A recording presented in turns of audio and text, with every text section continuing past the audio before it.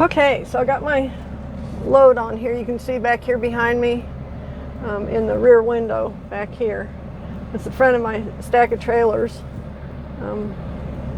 I'll go ahead and, it's just like the stack from yesterday, so it's basically, I'll get out and show you.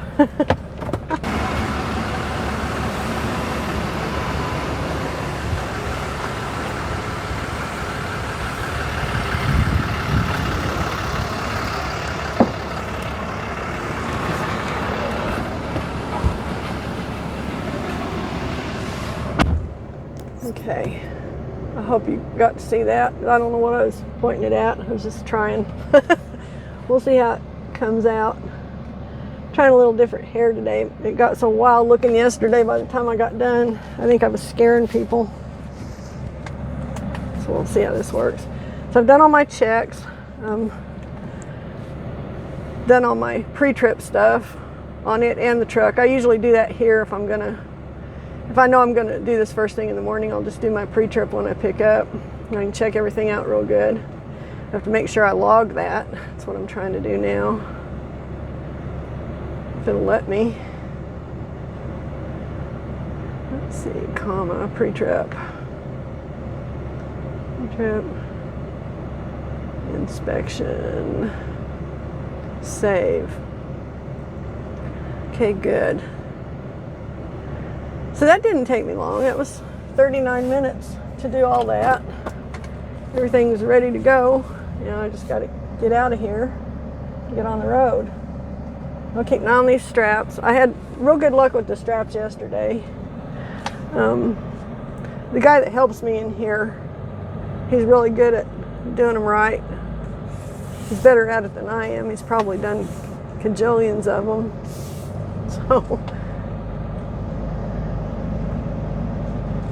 So it's kind of nice to have that kind of help. Bad help's not so much good, but good help's invaluable. So I'm going to flip this around before I get out on the highway. Go. Should be flipped around. And off we go. Off to the races, folks.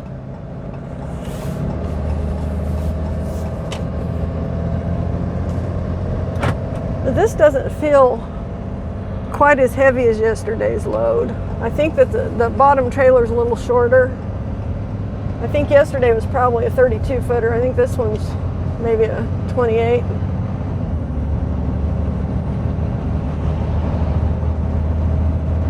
Still relatively heavy, but it's not, doesn't feel quite so heavy.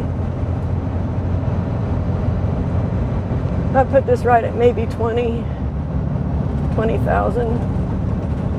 18 to 20,000 would be my guess. So I'm still going to do the same thing I did yesterday. I'm going to start out slow, take it easy, get used to it, because every load feels different a little bit.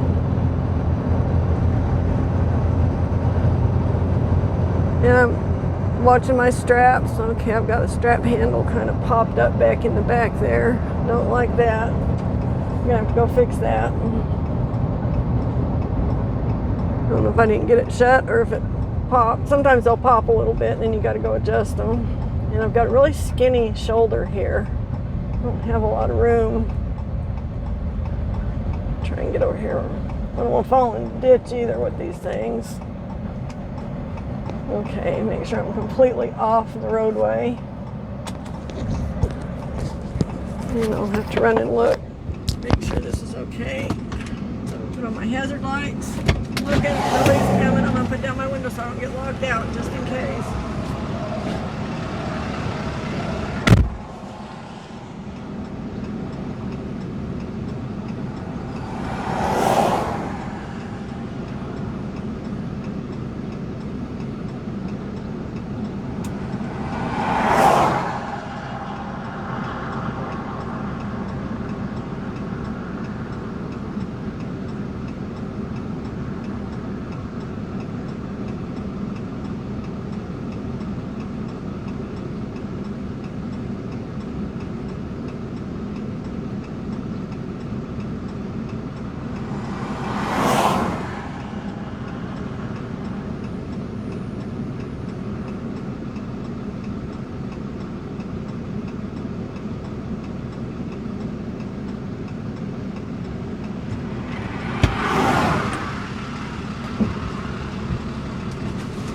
Okay.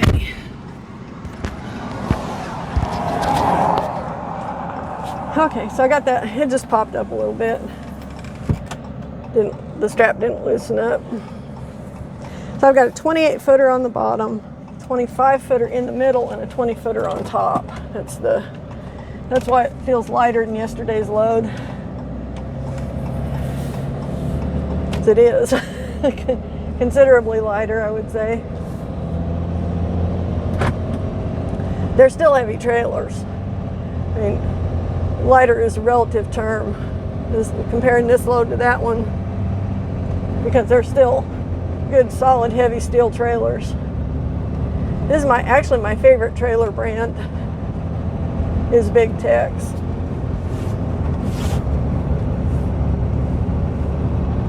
I've just seen so many of them, and they do a really good job with them. They're excellent trailers.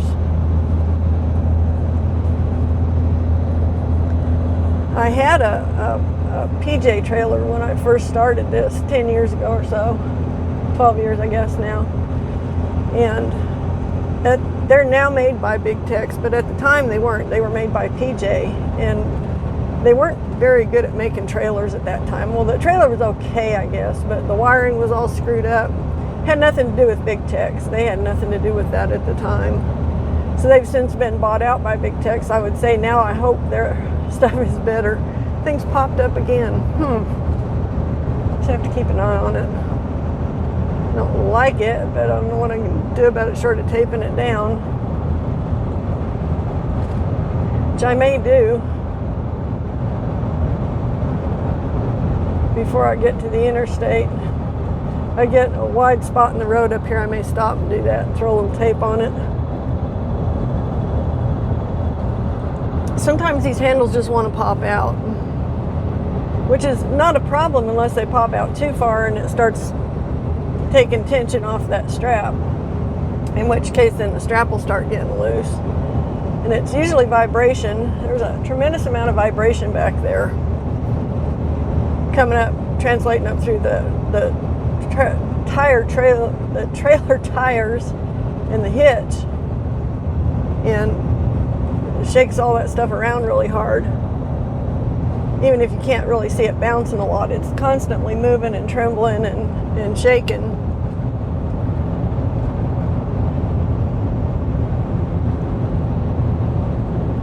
I just don't like it sticking out like that, so I guess I'm going to have to stop and tape it. So I'll do that right here. It's a good wide spot. And get clear off the road. I'll go back there and tape this puppy up. I shall return.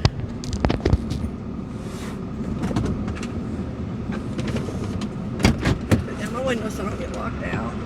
Now I'm paranoid about it. This truck's not supposed to lock you out if your key fob's in it, but by God it will.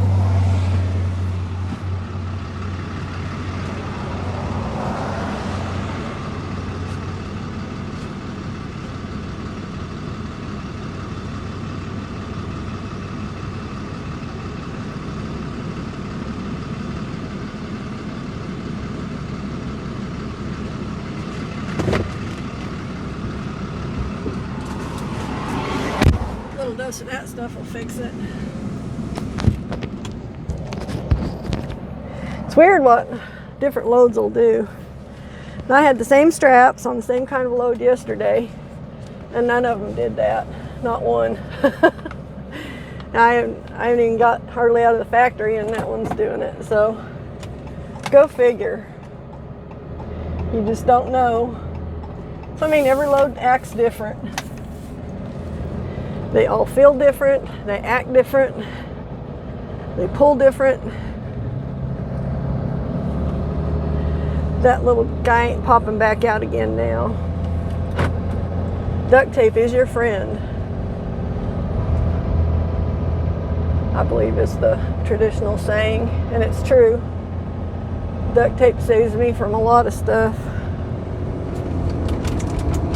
It's not like it's the duct tape's not holding anything together, except it's holding the handle down on the strap ratchet, just so it can't vibrate out and pop up. So it's not like it's any structural part of the of the load containment or anything. No, it takes more than duct tape to hold the load down. In this case, it's 12 straps. I increased it to 12, and I have learned to put a twist in that first strap so they don't vibrate as much, because they come down off the top and run across the front. They catch wind, so they will vibrate, and that'll tear up your ratchets too, your handles.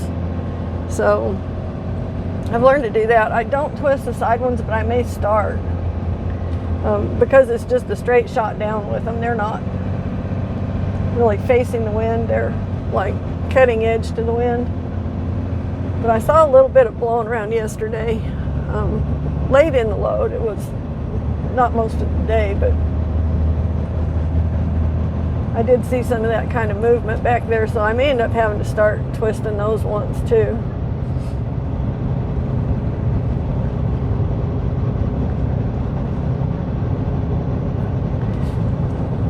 Anyway, I think we got the initial bugs worked out anyway. We're on our way. Sometimes I'll have a load where I stop once to check the straps like I did yesterday. Other times I'll have a load where I stop 14 times to check the straps or whatever. So you just play it by ear.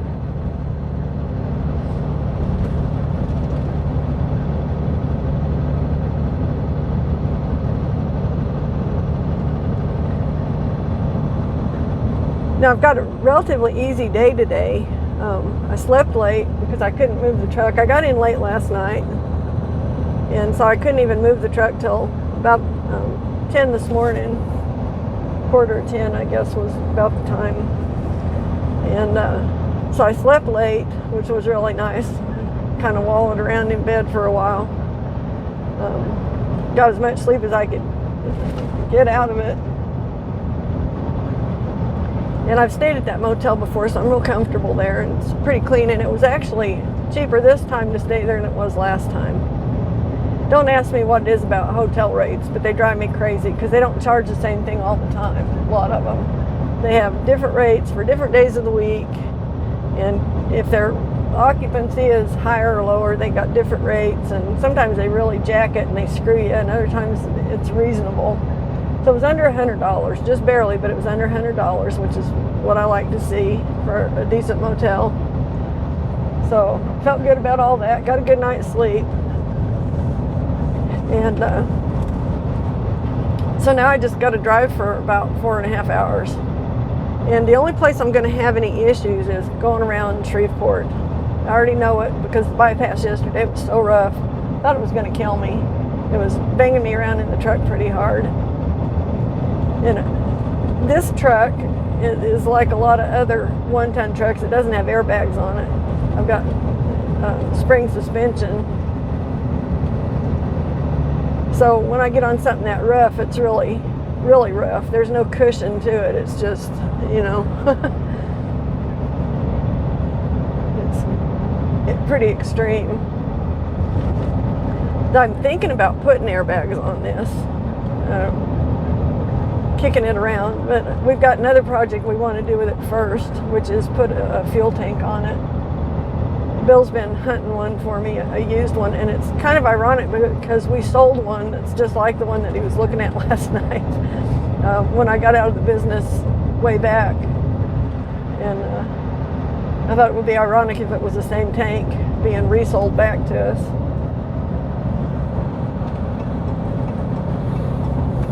You can't hardly even get them anymore. It's one of those things there's a shortage of, apparently. And I've gone back and forth with the idea of, do I even want an auxiliary tank on here? And it's yes and no. I mean, there's pluses and minuses. The plus is you can fill up on cheap fuel where you find it, and you can put on an extra 100 gallons of cheap fuel, so you don't get stuck having to buy fuel someplace like Pennsylvania where it's $6 a gallon. You can go in there with all your tanks full, and then their exorbitant pricing doesn't hurt you. It doesn't cut into your trip profit. So that's the big plus to it. I guess the other big plus to it is if you're hauling through country like I was at the time with the oil field stuff. Sometimes I was hauling through country where they didn't have a fuel stop for 150 miles or whatever. So if you got in there and you were a little low on fuel, you could be in a bind. You could be flat out screwed. So that's another advantage to having an auxiliary fuel tank. You can fuel up wherever you're at, wherever you need it. So it gives you more range on your vehicle, going into places that don't have fuel or don't have decently priced fuel. The drawback to having that on there is the extra weight. Because if you think about it, I don't know how much exactly a gallon of diesel weighs, but a gallon of water weighs something like 8 pounds. 8.4 pounds or something like that. So 100 gallons of water is 800 pounds. Well, 100 gallons of diesel is probably at least that, if not more. So that's adding a lot of weight to the truck. And what that does is it does two things. It cuts down on your ability to haul up to your maximum payload, which doesn't really concern me because I don't go to my maximum payload. I probably never will in this business because I've got my own preset limits that preclude all that. So that's not so much of an issue. The other thing is it takes more energy to move that extra weight. Now, I don't know how much, maybe not very much, but you do pay some kind of a price, mileage-wise, for carrying an extra 1,000 pounds of weight on the truck. So it's kind of one of those deals. I've been debating it. Didn't know for sure, but now that fuel's as high as it is, and I do venture into regions where it's exorbitantly high, like Pennsylvania, and I've got to go back to Pennsylvania here, I think, next week, then it makes sense for me to have it. So I'm kind of hoping that he'll make a deal on that this weekend and we can get it installed on the truck. It has a built-in toolbox, so that I won't lose my toolbox capacity. In fact, it might be a bigger toolbox than what's on here, so I might gain a little bit of storage with it. May have to rearrange the spare tire setup, but we can always lay it down. Do that just a little different. So, I mean, it's something that we're thinking about before we venture into the world of airbags. But once that's done, once we spend money on that, when we get to where we've got a little extra money to spend on it, I'd really like to do airbags, I think.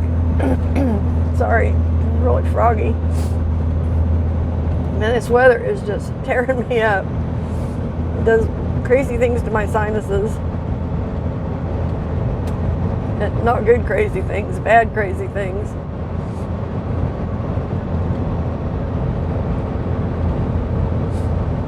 So it's like, that's what I'm waiting for. I want to do if we're going to do the auxiliary tank, I probably need to do that first. Then we can worry about the airbags later. And I'm not even sure about how airbags work or anything. I've never had them. The only time I've been around them at all is when I was in truck driving school. Of course, big trucks have them, but I wasn't really paying attention to that. I was trying to learn how to drive the things, and mostly learning how to back them. Because 90% of truck driving school is learning how to back things up precisely. So that was what I was concentrating on there.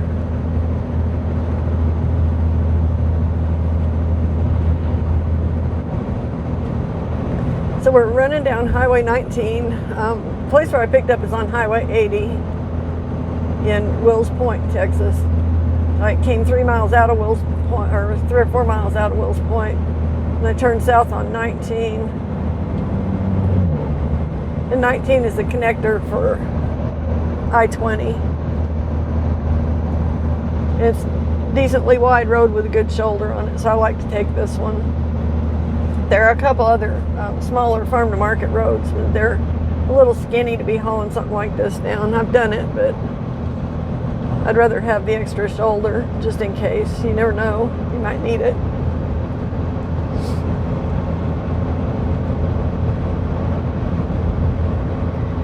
So I guess once I finish this, I'll be going to tonight, I'll try and make it to Paris, Texas. I should have plenty of time. It's not a matter of time. It's a matter of, wanting to drive in the dark, which I'll be doing. Well, I did last night too. It doesn't bother me too much. We've got decent lights on this.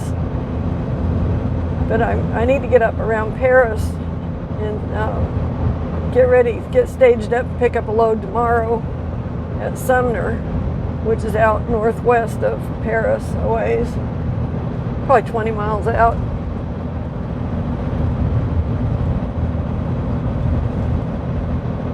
And I've never picked up from the next place at all, so I have no idea what their deal is. All I know is the load is sitting out waiting. That's all I know, and it's a stack. I don't know what kind of a stack it is, how big it is, how heavy it is. I know nothing about it other than it's a stack, and it's going to be sitting out there waiting for me. What that means, I don't know. Now, some of these trailer places, if you're doing like an after hours pickup, they'll do that, but this is going to be during business hours, so I don't know why it would just be sitting out. So it may be one of those deals where they've got it pulled out and ready to go, but you still got to check in at the office or whatever. Well, I can't get anybody to really tell me that kind of thing in advance. I send these questions and I get back half answers because the guys are busy, I know, and maybe he just doesn't know and he doesn't want to say he doesn't know. So about half of my questions actually get answered in any given text, if that, at least one of them gets answered, to put it that way, kinda.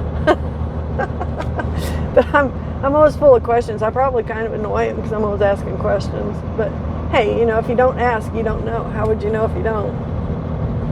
So anyway, I'll be doing that. I have no idea what it pays. I have no idea about any of it. All I know is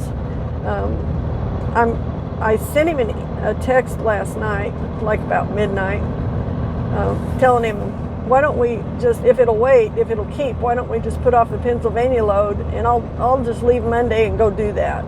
Because it's 5 days. I mean, by the time I get there and get back to Seguin with this stack of trailers, it's going to be 5 days. So that's a whole week. I mean, I don't really want to start that on a Tuesday or Wednesday and be sitting under this load all weekend. I'd rather get it as soon as I can get it, leave Monday, probably get there late Tuesday, pick it up Wednesday morning, and then get it back to Seguin sometime Friday during business hours. That's the plan. Plans go, but anyway, I'm just thinking it's more efficient that way. He's been waiting on it until he could give me a load going east to help kind of defray the costs of going that far. Well, under normal circumstances, I would wait for that, but this load is paying so much money that it's not really necessary to do that. I mean, it's a standalone load. It's even better than the last one I hauled out of there, and that was great. So, the price just keeps going up on it because he's got nobody who wants to go. So, I'm his girl. I'll go. For a deal like that. I mean, and we're talking for basically 5 days of driving, it's about $1,000 a day is what it averages out to. Not quite, but almost. And then of course my expenses come out of that, but still, it's insanely great. That's really, really excellent. That's like oil field hot shot rates right there. So it's well worth my while to go get the thing. Just go get it, no stress. I'll do better on fuel because I'll run out without a load. So I won't be burning, I won't be getting 8 miles to the gallon going out there. I'll be getting 16, 17 is what this truck's been doing lately. And I'll get 7 or 8 on the way back with it. So it'll take me roughly 200 gallons of fuel to get it back to Texas. And 200 gallons at average of 5. I'm going to do my best to get the cheapest fuel I can get, but average of 5, because it's going down here. It's down below 4 here. I think I paid $4.84 last night. I filled this up. So that's $1,000 in fuel. Realistically, it'll probably be closer to $1,200 in fuel. And then, let's see, Monday, Tuesday, Wednesday, Thursday, and 5 motel nights. So $1,700 will be the expenses on it. So I mean, that's a really good profit for a week, really good.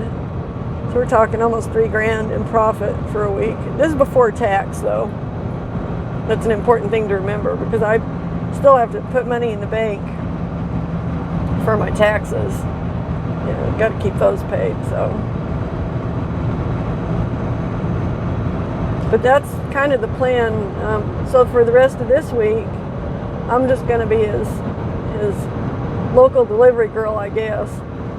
I say local, but I mean local to the Texas, Oklahoma, Texarkana, to Arklatex area, which is kind of where I've been hanging out the last few days. Oklahoma, Texas, Louisiana, Arkansas. And it's not very far to any of those places from where I'm at right now. So I have no idea where the load tomorrow's going. I'll find out when I find out. He'll eventually send me the details. But, you know, and I do know if I get there and it's something that I can't or don't want to haul, and I've always got the option, I try not to exercise that option too much, unless it's something I think is dangerous, and I won't take it anyway. I've turned down a couple of loads that I thought were dangerous, either because they overloaded the truck and were too heavy, or because they were just a dangerous load, or they didn't have the necessary safety equipment or whatever. So I do run into that occasionally, but it's pretty rare. So we'll see how it goes. It'll be a completely new adventure, because I've never even been out by this other new place that I'm going tomorrow. I looked it up on Google Maps, and I've been almost out that far. There's a place almost out as far as that I won't haul for anymore because of safety issues. But hopefully there'll be a good place to deal with. That's going to take me probably longer, because if they've just got the load sitting out, I'm going to have to do the whole routine, checking the lugs and everything. It's one of the things I really like about where I picked up today. They come out and check the lugs right in front of me. You know, they got impact wrenches. They go around and check everything. And they're just real detail oriented, the guys that work out in the yard.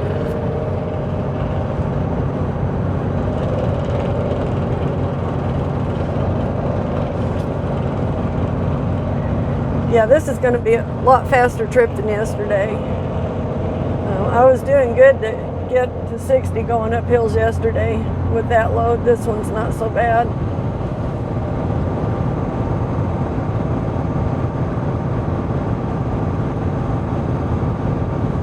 And I got to look and see what my fuel consumption is right now. So I was getting like 17 last night when I pulled in with just the truck. Okay, I'm going uphill, so it's going to take a minute for this to level out. Right now it's like 4. Okay, it's up to 7. I expect to get about 8 miles to the gallon on this.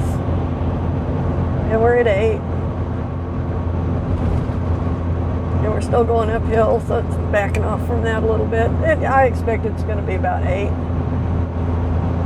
Which is good, because I'll have a little bit left when I get down there, and then I can put a little extra fuel on. I'll probably have to put a little extra fuel on. I don't know. Last night I had to stop in Louisiana and pay $5.19 to get enough on to get back into Texas. So I may end up having to do the same thing. It irks me to have to pay over $5 when I know that I can get it cheaper now. But I can't get it cheaper in Louisiana. I have to get it cheaper in Texas. So I have to get back to Texas to get it. Right now out here on the interstate, I don't know if you saw that pilot sign over there, there's 515 on the interstate, so it's come down a lot. They were running like 550 here, I think, the last time I went through 569, which is insanely expensive for diesel. Okay. Get around this guy. I got a little red sports car behind me, all pissed off because I got over in the fast lane to let this guy on the interstate. He'll be buzzing around me here momentarily. Sorry, speedy guy. There he goes. I guess it's more orange, isn't it? It's a pretty car. Whew.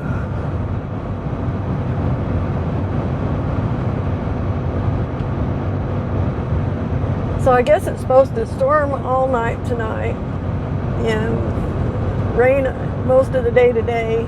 It hasn't started raining here yet.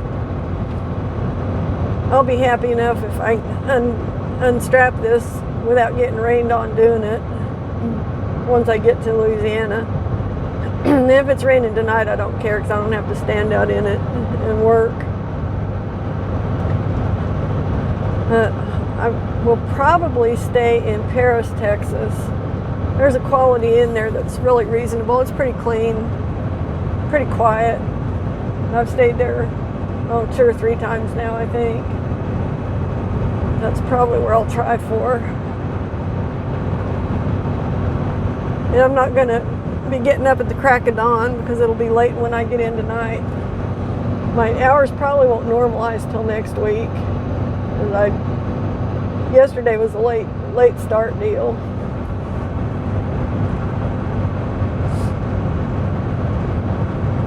Now, a lot of it just depends on where this next load is going to go because I have no idea. All I know is where I'm picking it up.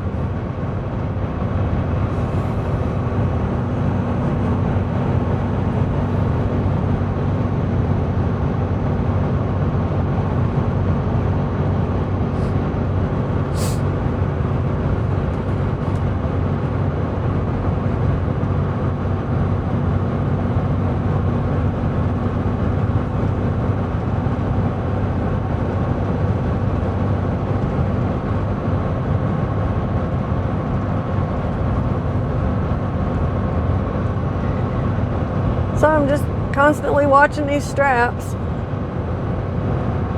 making sure everything's holding up. A little bouncing around it back on that passenger side corner, but I think it's okay. I've got 2 straps on that corner. I've started doing that. There we go. So hello and welcome to Woman at the Wheel. This is my YouTube channel and I'm Sue. Come ride with me a bit. I'm going to find a different way to get through Shreveport. I came through here yesterday with the same kind of load that I've got now, except this load's not quite as heavy, but the same kind of deal, 3 stack trailers. And I went around one of the bypasses that takes you from I-20 over to I-49. And that road was so rough that I really just don't want to get on that road again. It was completely awful. So what I'm doing right now is I'm going to take an industrial loop around the west side of town, and hopefully that'll link me back up with I-49 without having to be on road that's that really rough and inhospitable. That really beat me up. The problem with that part of the road on the I think it's 220, I-220. The problem with it is it's concrete road and it's buckled in spots, so it's really rough, and it's like every 5 or 10 feet there's another bump. So it just, you can't even, you can't slow down enough on it not to be just beat up on it.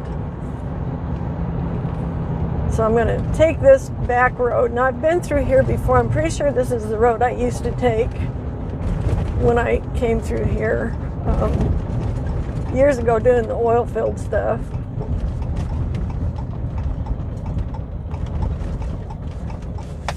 This is an industrial loop. So this should be a lot better than taking that bypass. That was hideous. And I'm not going to do it anymore. The only trouble I got here is waiting for these people to do what they're doing. I guess I'll just go.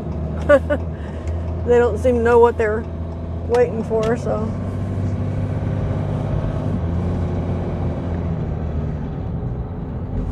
Okay, truck guy. That's nice. Okay. So this is going to take me a little bit longer because I'm not driving at highway speed, which doesn't really matter because I couldn't really drive at highway speed yesterday on the loop either. It was so bad. So we'll just run this around.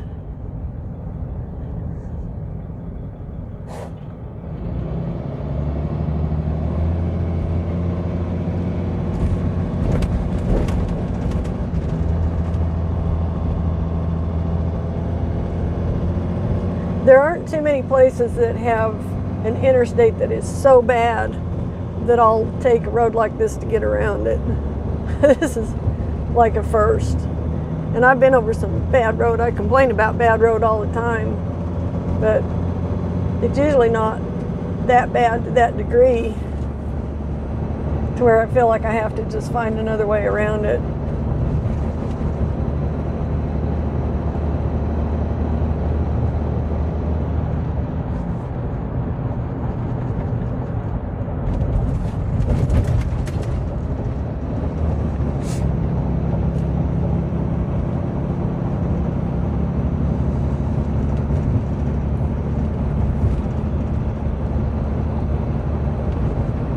If this works out okay, then I'll use this as my normal route when I have to come down in here.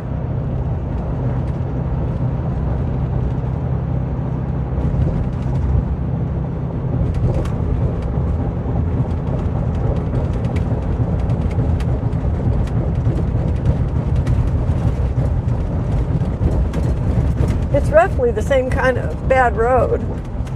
The difference is I can go slow enough on this to where it doesn't beat me up so bad. I mean, it's still noisy and pretty awful, but it's not like trying to run 60 miles an hour on it.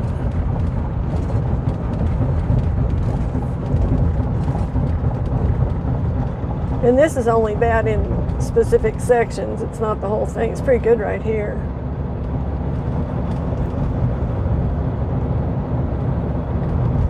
When you're hauling stuff that's tied together, vibration is your enemy.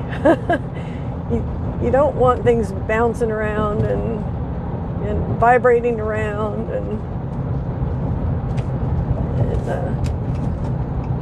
pulling against those straps and jerking them around.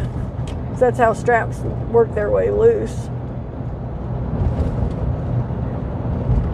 So whenever you can, it's preferable to drive on, decently smooth road.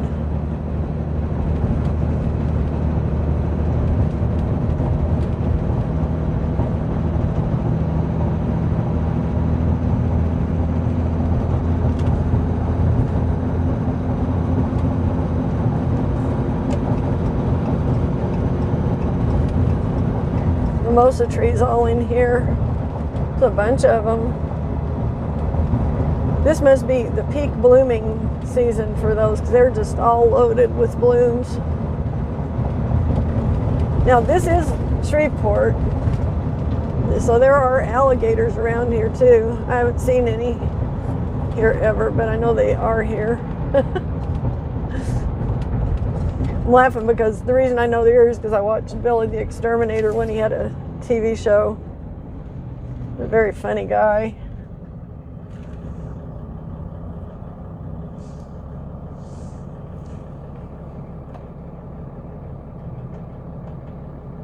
I saw him a while back on, I think it was, I can't remember what show it was, some news show, him and his brother, and he had like vampire fangs and he was wearing a top hat.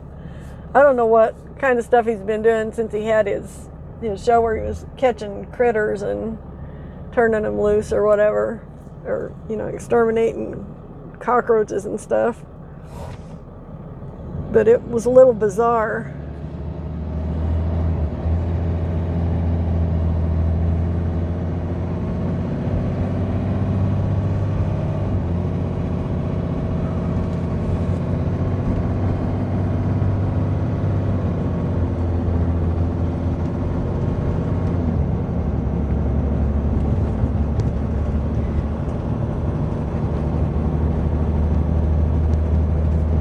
Now I'm doing about 8.7 miles to the gallon today. I did 8.5 yesterday with the other load. And that other load I had to run in tow haul mode.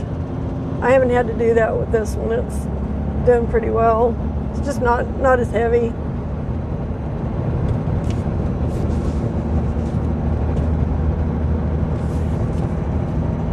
I mean, it's still heavy, but it's not in that same league of heavy.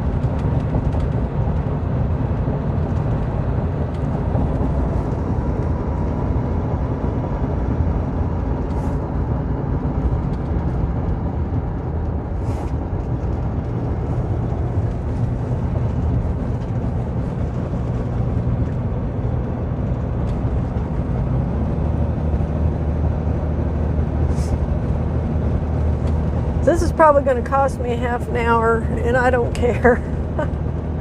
It's better than being up there on that. It's like a 10-mile stretch of road up there, that bypass, and it is so bad that normally I wouldn't sacrifice a half an hour of drive time, but in this case it's well worth it. I'm happy to do it.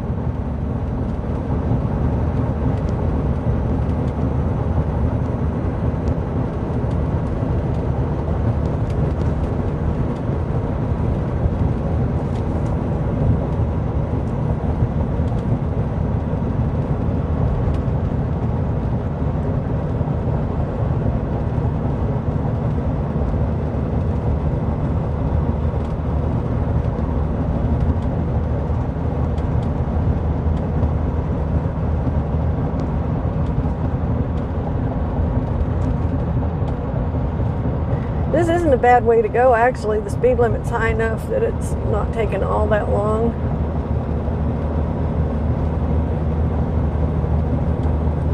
There have been a few stoplights, not an excessive amount.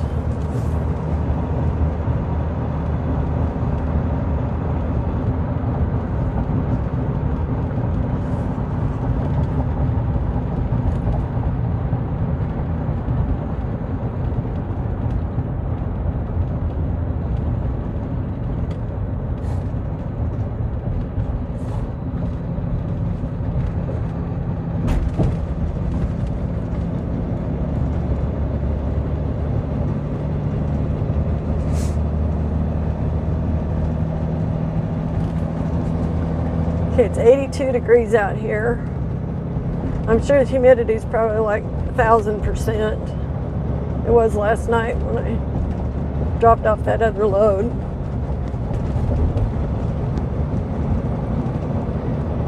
It's actually so warm and muggy that I've abandoned my long sleeves and I'm just wearing a short sleeve t-shirt right now, and I usually don't do that because I don't like my arms showing.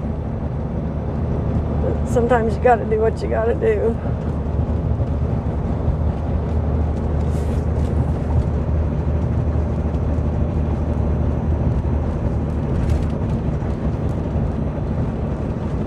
It was actually in the 70s this morning when I picked these up, and even then it was too hot to have the long sleeves. And it's all about that humidity, because if it wasn't humid, it would have been cool and pleasant out. This is kind of a pretty area through here.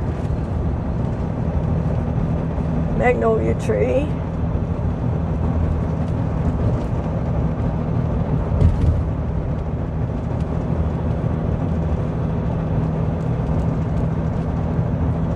There's another mimosa tree coming up on the right here.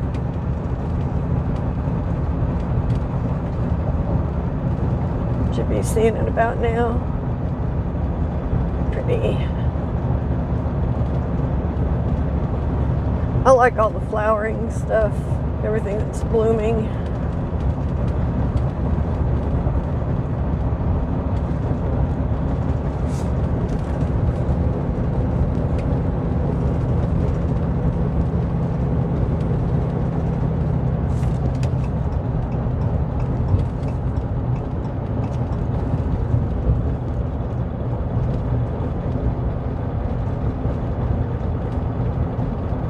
I think I either turn or merge onto another road up here.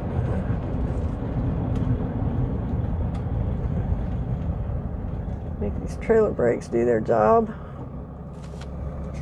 And they did.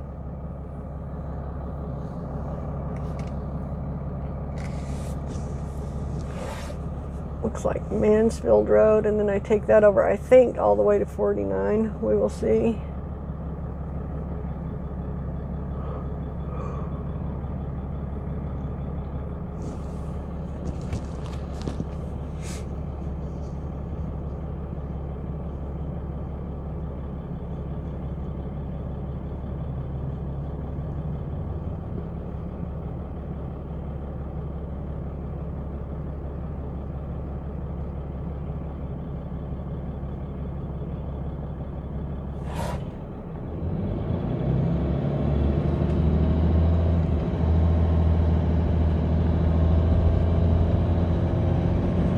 I always think it's more interesting to get on roads like this where you can actually see what the town is like to some degree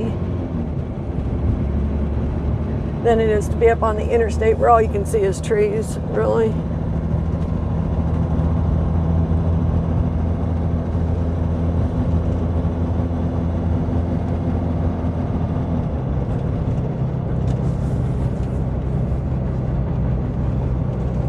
I've got a strap looking loose back there, so I'm gonna have to pull over and check that.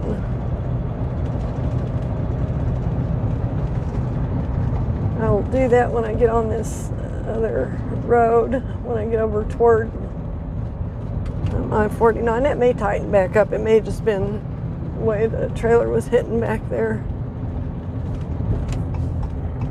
I guess this is where I'm going here.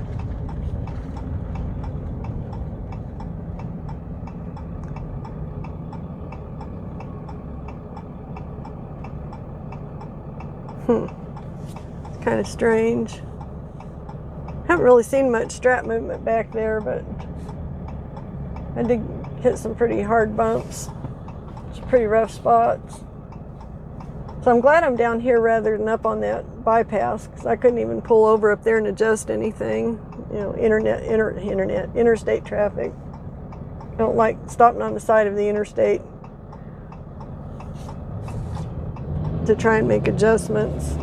Sometimes I have to, but people are going by so fast and it's just so dangerous.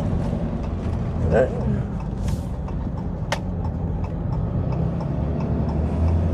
I'd rather not do that, but I can pull over right here. It's a good wide spot.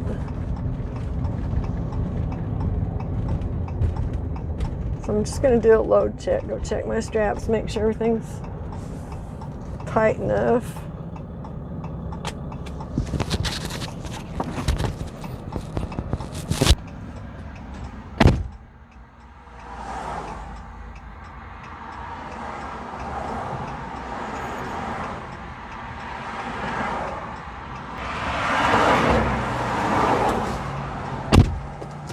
Okay.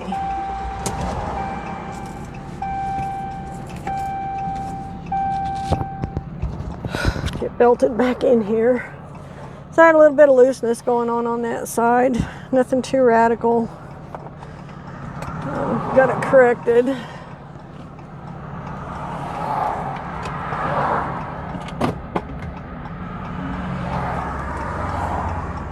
So we can go along my merry way here.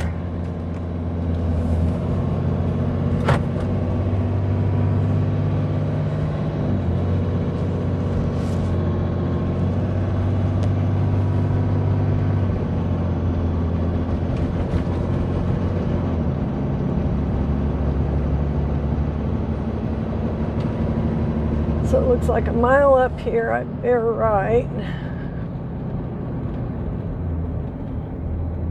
This is not the way I used to come. There was another way to cut through here.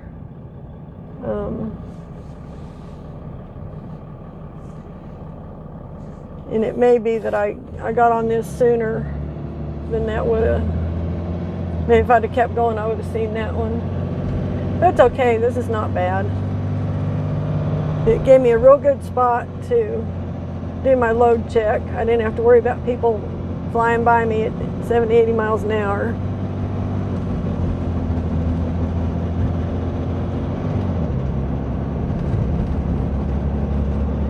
And everything's looking good. So I tightened everything up enough. When I tighten these up, I use what I call a cheater bar, and it's a deal that Bill made me. It gives me some leverage. Well, I tightened them up, but I didn't over tighten them. So sometimes I have been known to over tighten them at times, and it's a bear getting them apart when I deliver. So there's a happy medium there. There's tight enough, but not too tight. So I'm always going for that happy medium. But I had them tight, but something shifted too a little bit. And you'll have that with a load. Something shifts or you hit a bump and it bounces it around just a little bit. I'm not sure. Yeah, maybe I'm not sure how it affects it because they're all strapped down all the way around, but it does. So it's always good when you see something moving like that to stop and go back and just tighten it up. So I didn't take my cheater bar that time. I just tightened it up, just hand tight.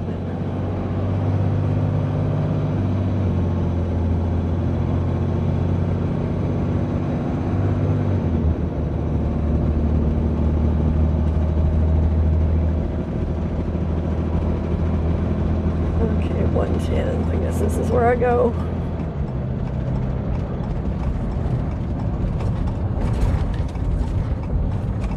Okay, I got stuff rattling in here now. These random things that rattle in this truck are a little odd.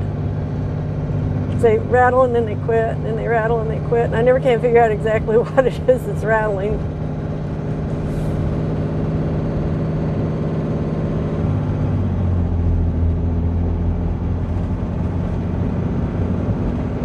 Okay, so 2 miles. We'll get me south to Alexandria. I think I just got back on the bypass I was trying to avoid, maybe not. I don't know.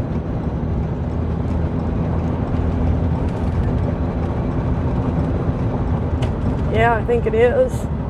Hopefully it'll be a smoother part of it. It won't be quite so bad doing a little bit of it. Yeah, this is the bypass, and it's really rough.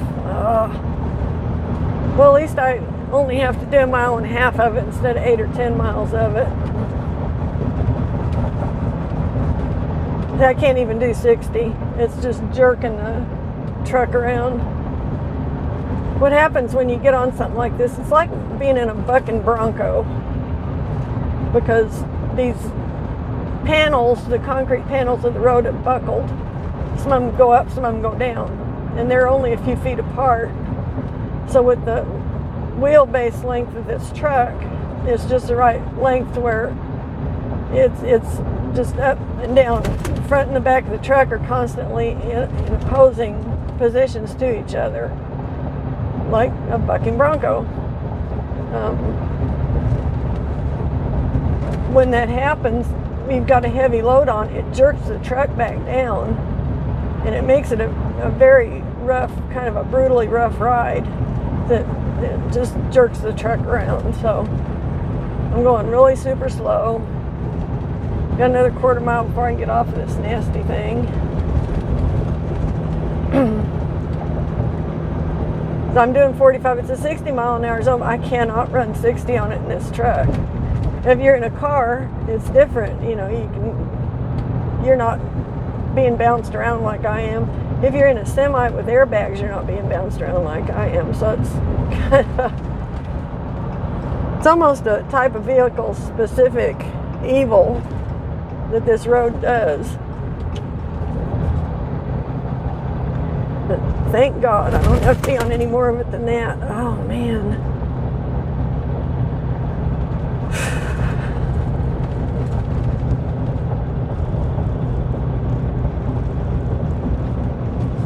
Yeah, roads like that should be against the law. Sorry. Should come with a big warning label. Rough road. Drive at your own risk.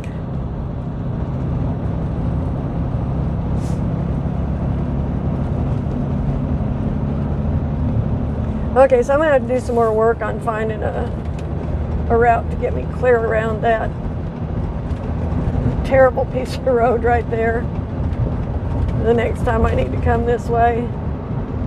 I swear there's another industrial loop down here somewhere that I used to run on, and I can't remember where it comes out up on the I-20 end. But I'm pretty sure it dumps out down here a couple miles, mile or two maybe. It might be that one. It might be that Bert Coons industrial loop.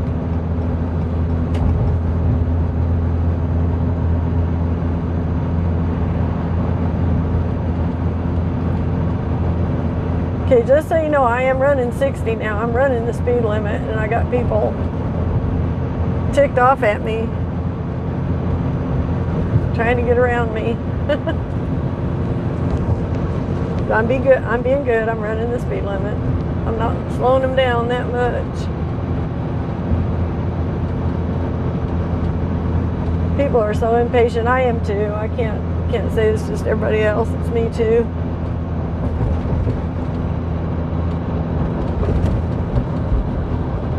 Yep, that's it, that Bert Coons. I've got to remember that when I come back up here. I can cut through that way.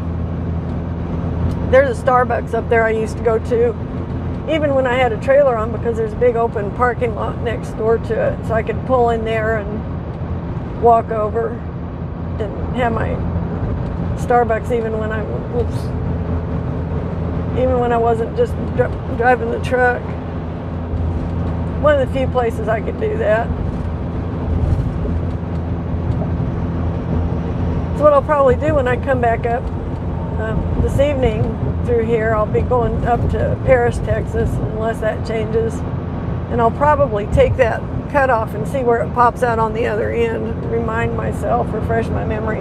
I usually remember roads a lot better than that. For some reason, that one's got me a little perplexed. I don't exactly remember it. I've got a little tiny spider in here, and he was making a web over on my window, so I moved him, and he didn't want to get off my hand. I had this little web, and I was moving him over to the back side of my logbook. I don't want to squish him. He's so tiny. I mean, it would be ridiculous to squish him.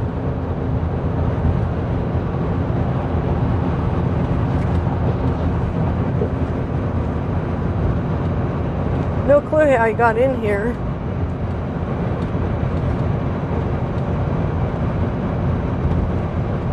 Okay, I'm about 2 hours from delivery.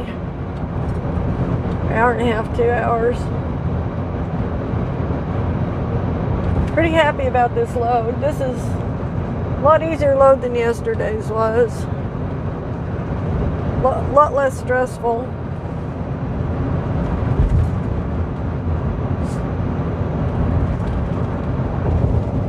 And I got a lot less beat up on the bypass because I circumvented most of it. So that's all good.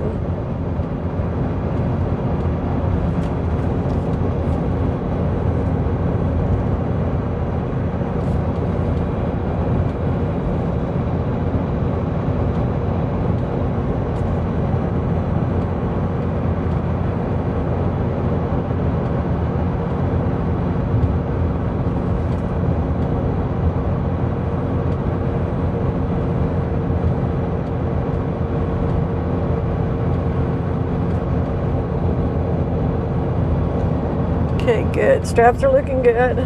So my adjustments so far are holding up. One thing about straps that I've found out, once you start having them loosen up, it's not unusual to have to stop a couple more times and tighten them up again. And I'm not sure what's going on with them, but it's pretty common.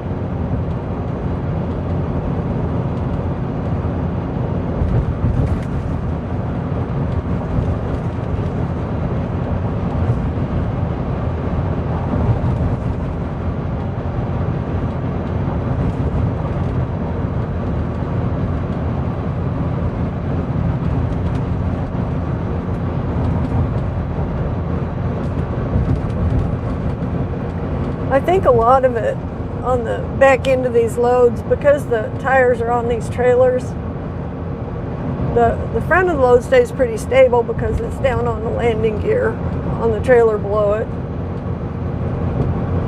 But the back of the trailer, the back tires, well, the tires are on the trailers, and I'm sure that, you know, there's some give when I hit bumps and stuff. Those tires probably flex and move around. That's probably where the stress comes from that starts unwinding these ratchet straps.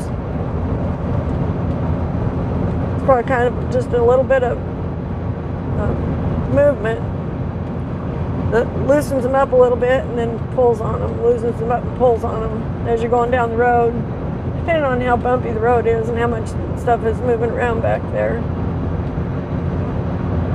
So I'm going to say that's probably why the straps in the back do that. It's usually the back straps in the load that will work their way loose, which makes sense, you know, because the tires are in the back.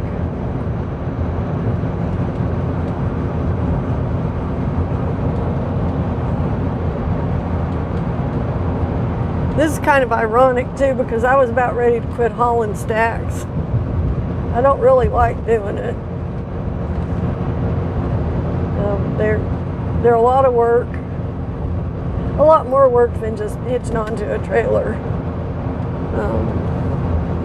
And then you have to deal with loose straps on the road.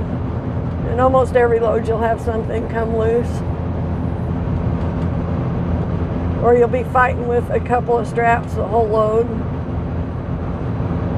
And they're just kind of intimidating. It's kind of scary having that stuff stacked up back there. You know, I don't like to think about what ifs, so I don't. But it's kind of creepy, the whole concept of it. So I'm not crazy about it, and I don't like climbing up on them anymore. I mean, I don't have any trouble doing it. I'm just afraid one of these days I'm going to be doing it and not be as attentive as I need to be and fall off and anything and get hurt. And if I do that, I'll probably be out of the business. You can get hurt pretty good falling, even that far. I mean, it's 3 feet roughly up onto the back of the first trailer is as far as I usually climb, but still. So I was just about ready to stop hauling stacks, and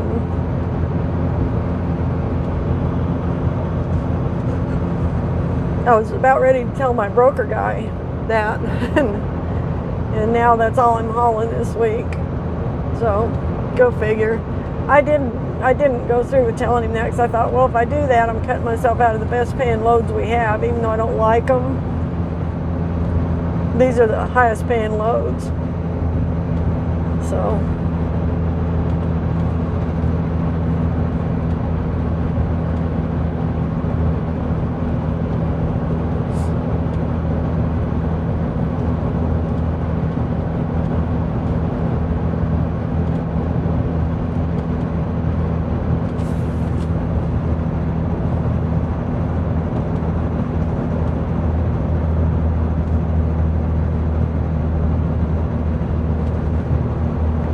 I'm debating now which way to go in to deliver these.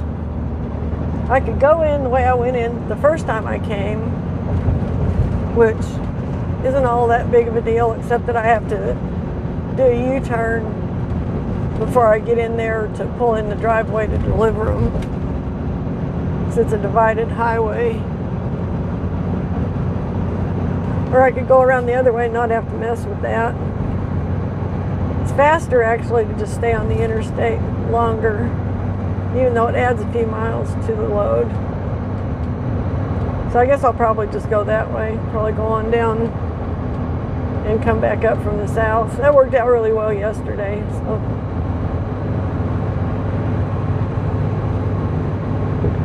I guess if it ain't broke, don't fix it.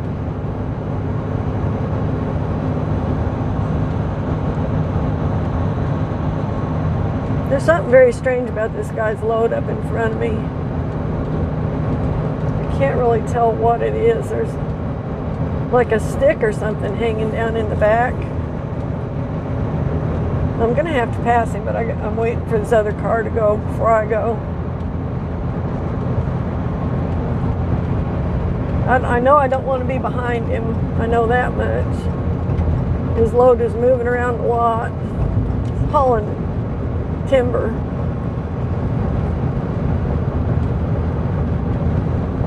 But what the hell is that stick on the back of there?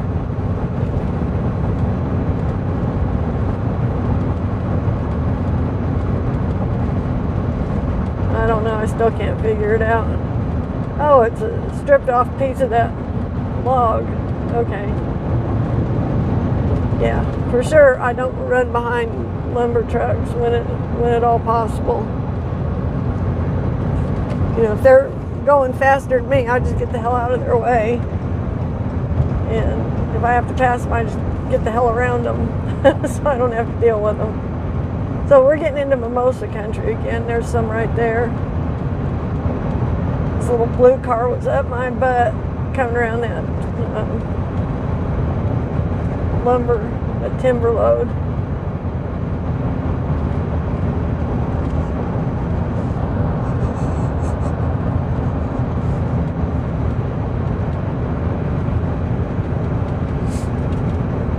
My least favorite kind of driver right there, tailgater. You know, if you get up close behind somebody who's hauling a trailer, they can't see you at all. You just eliminated their ability to find you in their mirrors. If you hang back a little bit, they can see you're back there, and then they can get over and get out of your way. If they don't know you're behind them, you know, if they're not going over anyway, they're probably not going to get over for you if they don't know you're there. Something to think about if you're one of those people who likes to run right up on somebody else's tailpipe and park right behind them, or try and push them down the road. One of the dumber things I see people doing, trying to push other people down the highway.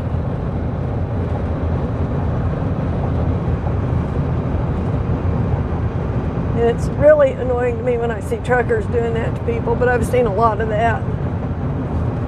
Like big semi will come up behind a little car that's in the fast lane, and I agree, they don't need to be in the fast lane. They need to get over and yield to the faster traffic. That's what it's for. But at the same time, you don't need to get right up on somebody's back bumper and scare the hell out of them. You know, scare them into getting out of your way.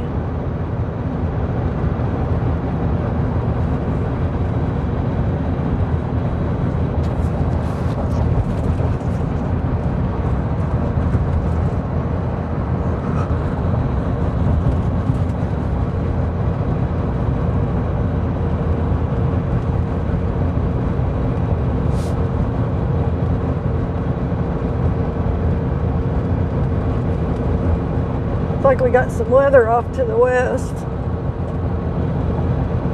I guess it's about time. It's 1:34 in the afternoon, so it's not like it's still morning. I was thinking it was awful early, but I've started work late today, so it seems early to me, but it's really not. I hope I don't have to unstrap in a downpour. Wouldn't be the first time, probably won't be the last time, but I hope I don't have to. It would be nice to get there and get these done before it starts raining.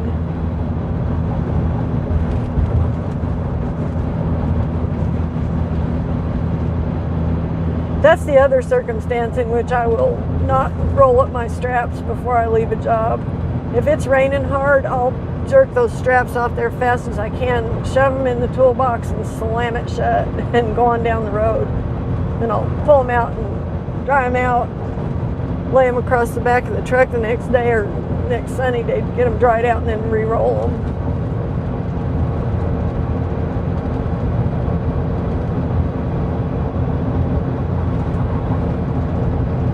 The other times that I won't stop to roll them up before I finish a job is if somebody's waiting on me, and it's, you know, if I'm holding somebody else up from going home, then I'll just do the same thing. I'll throw them in the toolbox and deal with them later. But for the most part, I like to re-roll them and have them all in there neat and tidy. So when I get to my next job, like tonight, I know I'm going to be needing these straps tomorrow, so I'd like to put them away nicely tonight so I don't have to fight with them and untangle them in the morning.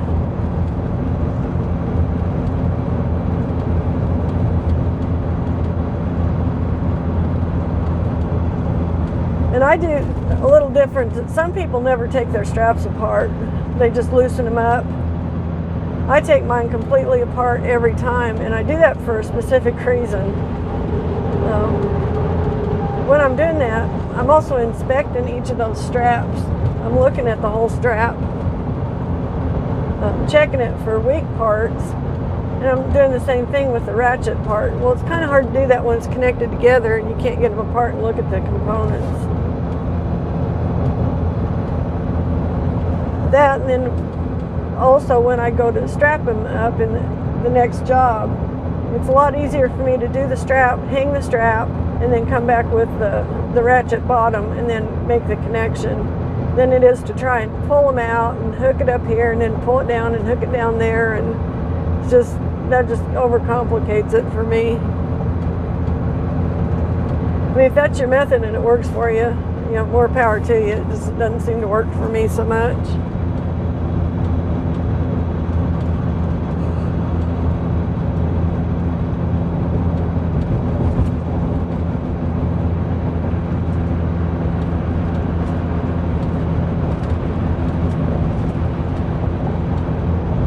It's a cute little camper.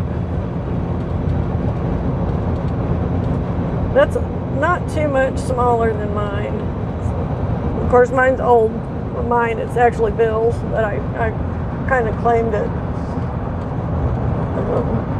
It's an old Shasta, so it's not light and fluffy like that one. That one looks pretty light and fluffy. You could probably pull that with a station wagon and get away with it real easily.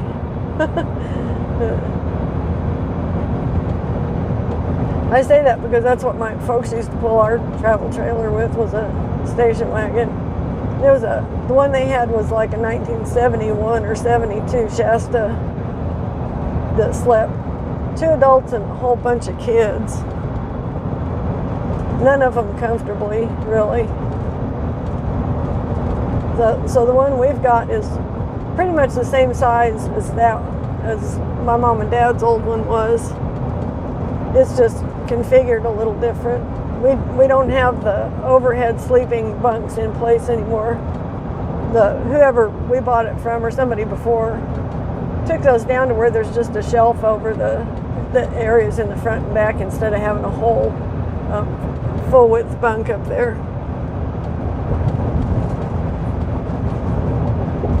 So nowadays, mine that would have been, you know, it would have slept 2 adults and a bunch of kids back in the day when all the parts were there. Now it basically sleeps 2 adults pretty comfortably. So I've taken it with my mom and my sister. When my mom was living, I would take her up to visit family in Colorado, and we'd take the trailer, and it was pretty comfortable.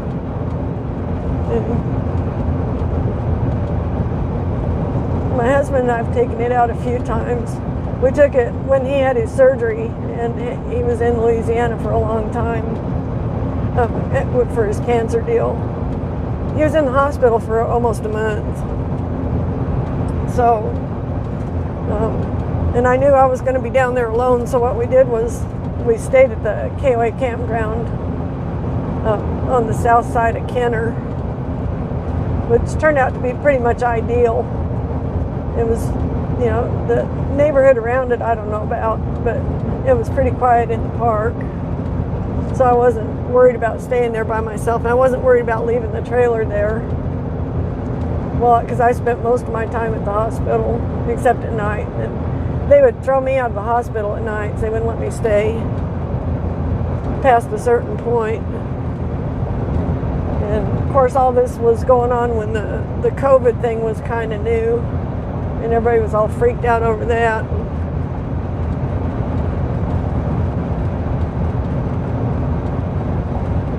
But I stayed in it for almost a month, and it was still comfortable. I mean, it's a real comfortable trailer. But what I did in there to make it comfortable to sleep in is I went up to a place in Oklahoma City, and I had foam cushions cut to fit the beds. And I got heavy duty, real good quality foam for those cushions, and then I made covers for them, sewed covers over them, so then you can put the sheets over that, and make the beds. So it worked out really well. It's super comfortable. It's probably a lot more comfortable to sleep in than Mom and Dad's old one was, because back in the 60s and 70s, the mattresses in those things weren't anything to write home about. They're pretty rough.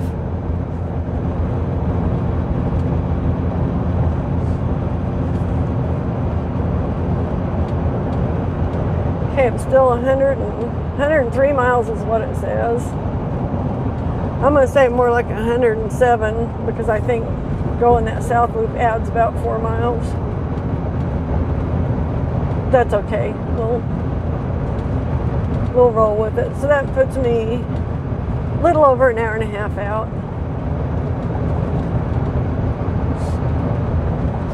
I'm running about 65. I'm not running real fast. I could run faster, I guess, if I was so inclined, but the truck seems to like 65 on this road with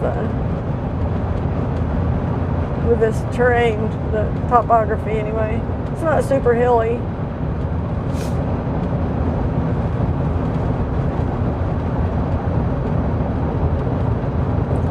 Yeah, it looks like it's raining down south of me. I don't know.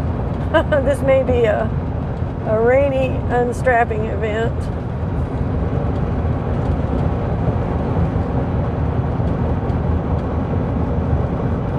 You'll have that sometimes.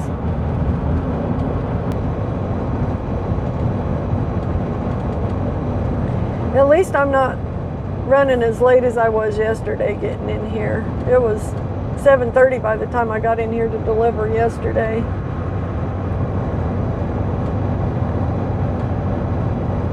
Some ugly looking clouds.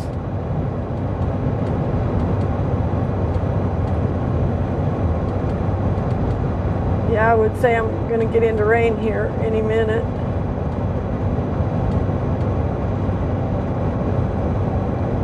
I'm hoping I don't get anything but rain.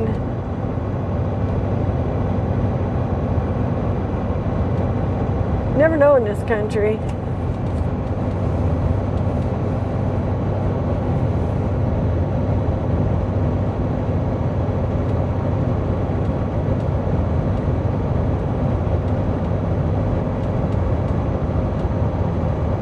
Everything's looking good back there.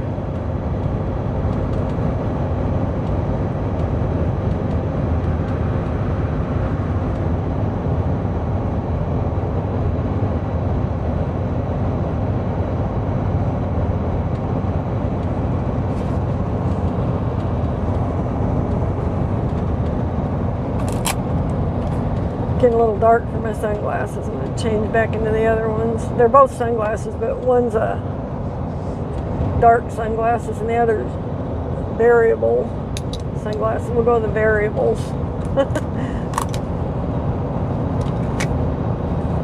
It's kind of important to be able to see.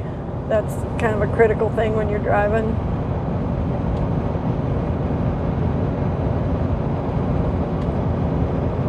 So I have a variety of glasses with me in the truck since I can't drive without them.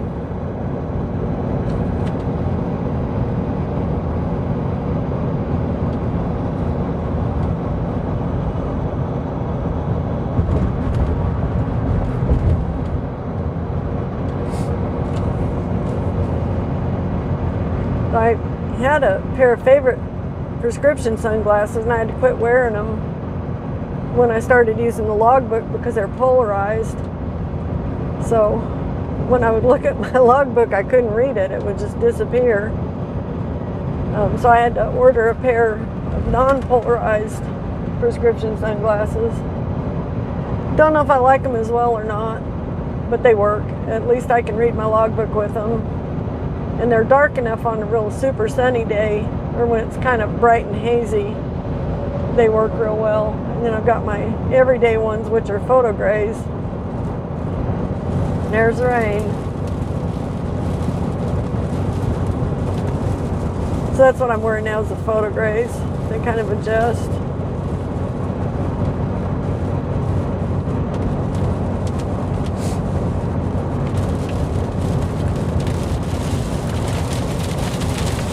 Okay, I'm going to reduce my speed a little bit.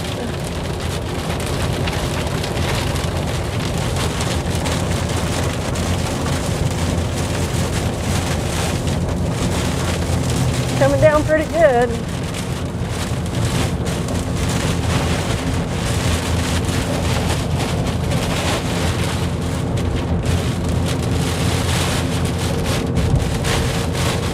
There's a lot of wind.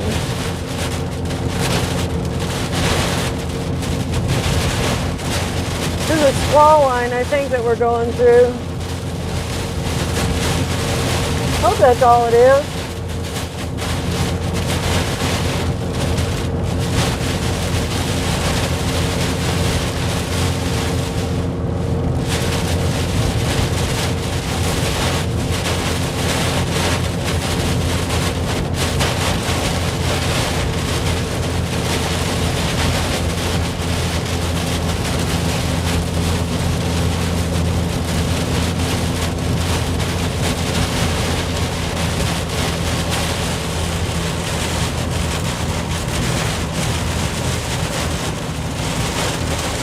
Oh, great.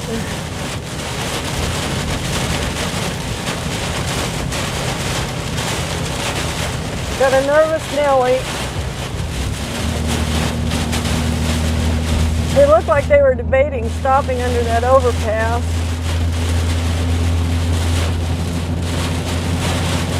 Now they're going to make me miserable because I won't be able to get back over.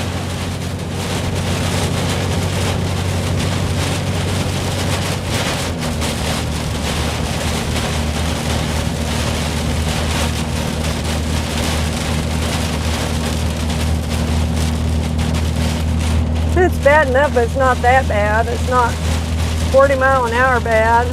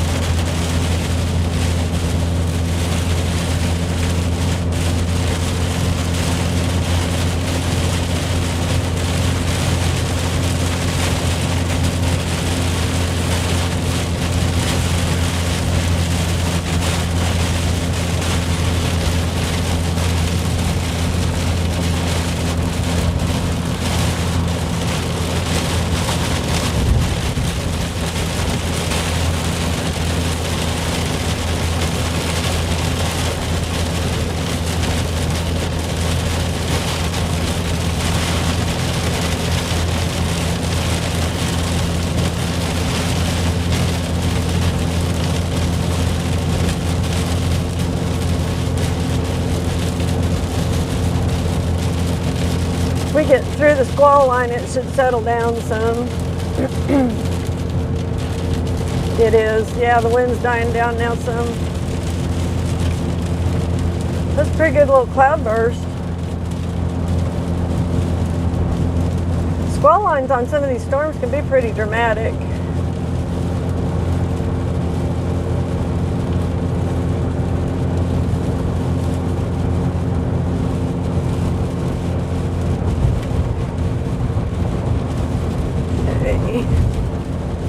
Makes it a little harder for me to see what I need to see back there, but I can still see that.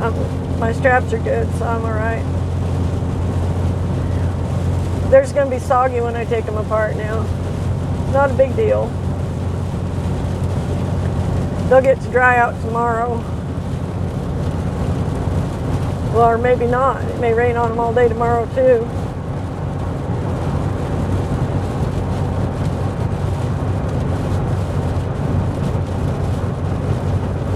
Would be nice if we get out of the rain, but I don't know if we're going to, because they were calling for rain this afternoon over in Louisiana and then up into Arkansas, up into North Texas.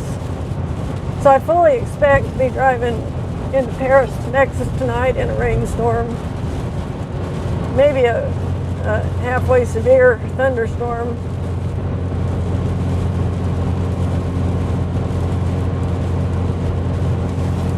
That's why I'm glad that I'm running earlier today than I was yesterday. I maybe get in someplace before dark if I'm lucky. I don't know. Let's see, if I leave there at 4, 7, 8, 9. Yeah, I might get there just at or right after dark to Paris to a motel. So yeah, that's better than having to run 3 or 4 hours in the dark, like I had to do last night. So I got a late start today, but it's early enough that I'll be able to start even earlier tomorrow, because I won't be out till midnight tonight or 11:30 or whatever. So the way our hours of service work is, and I've talked about this before some, but just a basic deal. We start out our day with 11 hours of driving time. That's the most you can drive. And very rarely will you use all 11 hours, because you have to stop before you run out of time. So you have to be really good or really lucky, or just be sleeping in your truck and just pull over somewhere to use all 11 hours. But so I'll use anywhere from 8 to 10 and a half hours a day typically. Sometimes I go to the very last minute, but it's usually not because I want to. It's usually because of circumstances. So your 11 hours, you can split that up however you want to over 14 hours time. That's your driving window, your working window. So say I start at 6 in the morning, then I don't have to quit work until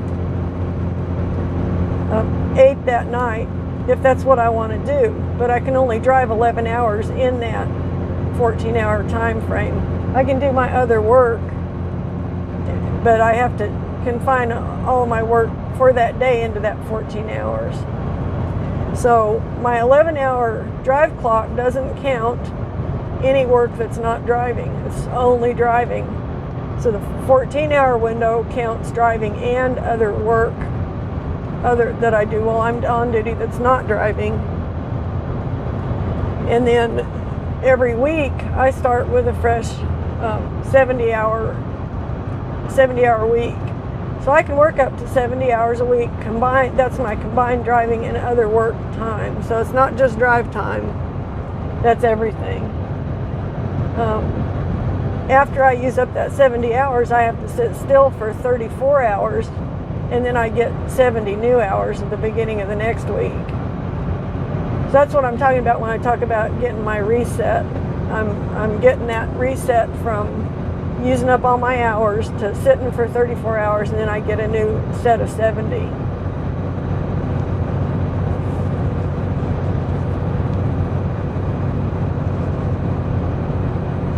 And that doesn't figure in any breaks or anything. So the breaks are a different deal.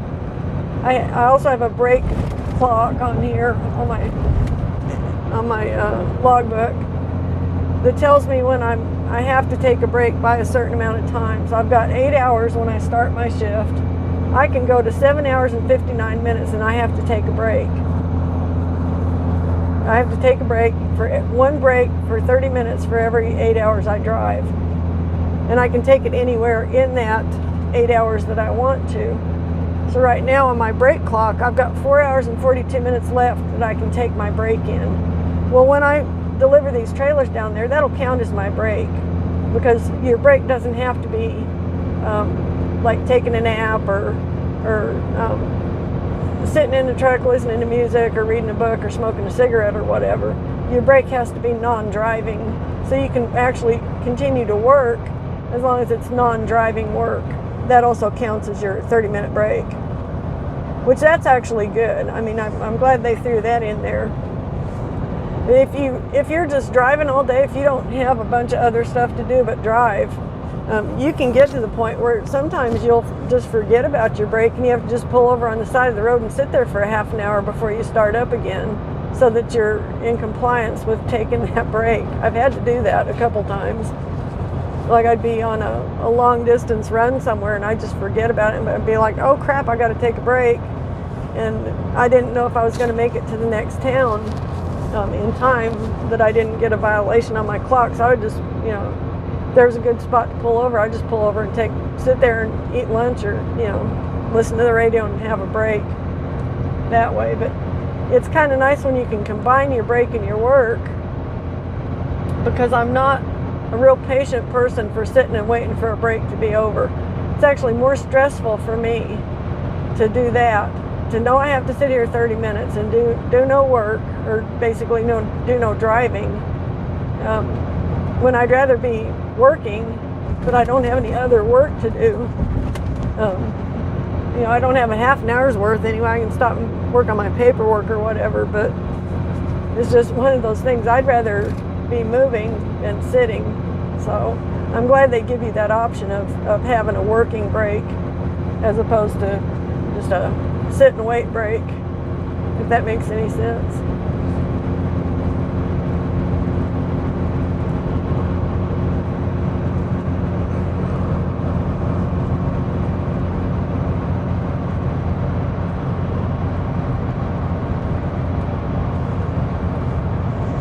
But anyway, that's what I mean when I'm talking about my days.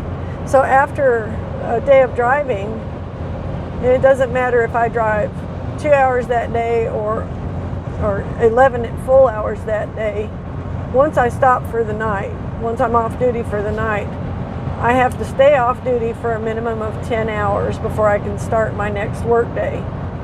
And this tracks that too. So anytime I stop, if I'm stopped for the night, now I can drive 2 hours in a day and stop for 2 hours and drive again, as long as I'm contained within my 14-hour window. I can stop and start all I want to. But as far as stopping for the day, once you've stopped for the day, you sit for 10 hours, no matter what, before you can continue on to your next work day. So those are the kind of basic rules of the logbook. And I mean basic because there are other things too involved, and it gets really complicated, which is one of the reasons I've kind of got to where I like my ELD, because it does the thinking about all this stuff for me. The laws are figured into it, so it knows when I'm about to do something stupid, and it will tell me not to do anything stupid, basically, if I'm paying attention to it.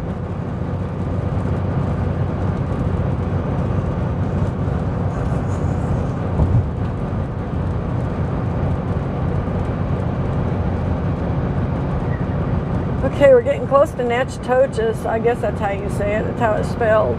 Natchitoches.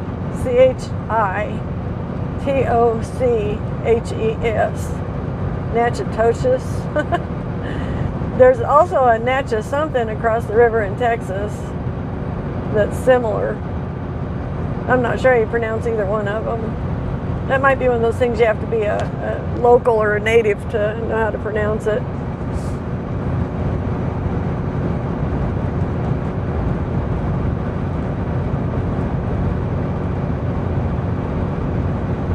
The rain pretty much quit. Little bit of drizzle left, but for the most part the rain's over for now. I'm 73 miles out. Probably more like 76 or 77. But for all intents and purposes, less than 80 miles away from my delivery point, which is good. So I'm on track for today, time-wise. Pretty happy with this whole day today. Haven't had anything weird or anything I couldn't handle as far as straps or the load or any of that.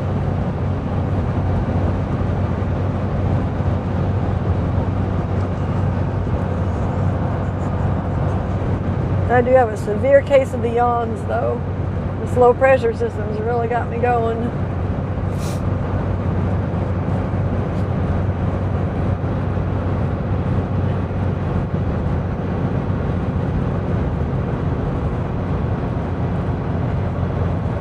Okay, we're back in farm country now. Look at this farmland. It's all bottomland out there. Beautiful farmland. I suspect that where all those trees are around the edges, there's probably a creek running through there, so you probably fall off in the creek if you go past them. Or as they like to call it down here, a bayou. I think that's really all a bayou is a creek. Kind of maybe a swampy creek. But a creek nonetheless. We actually have bayous in Oklahoma too.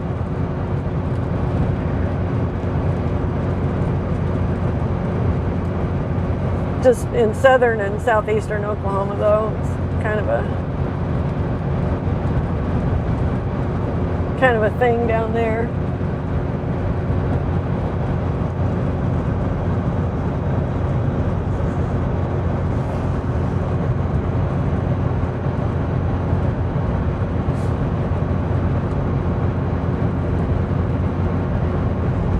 Where I'm going is on the south side of Alexandria. It's a small town, about 10 miles south of there, really.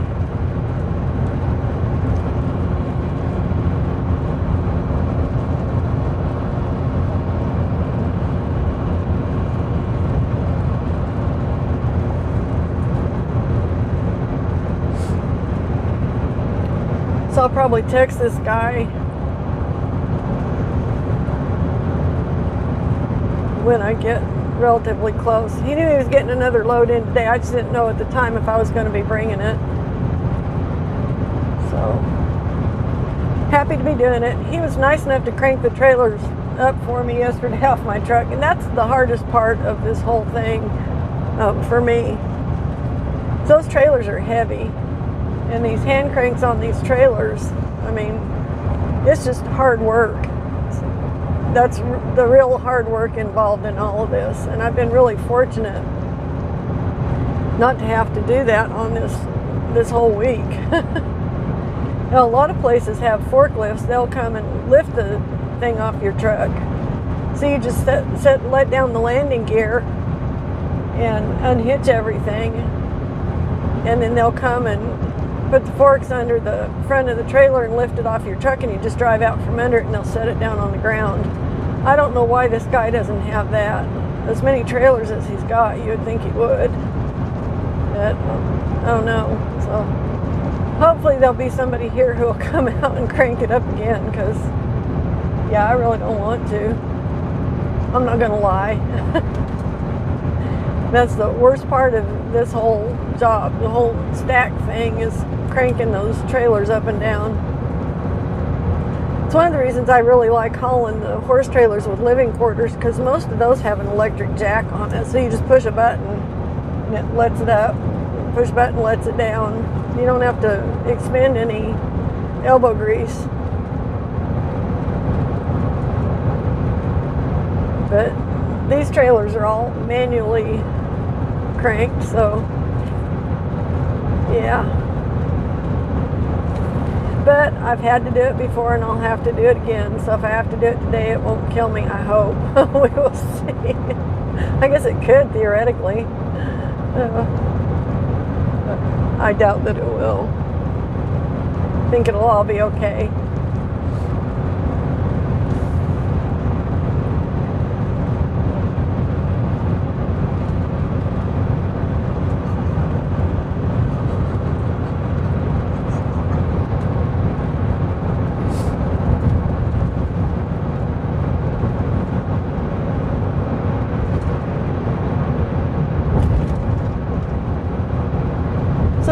down here's not all that heavy.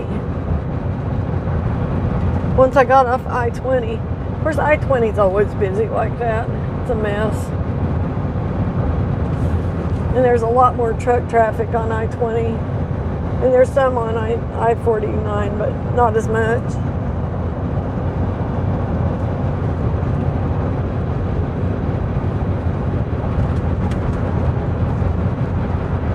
Now I run I-49 a lot going up north of Shreveport.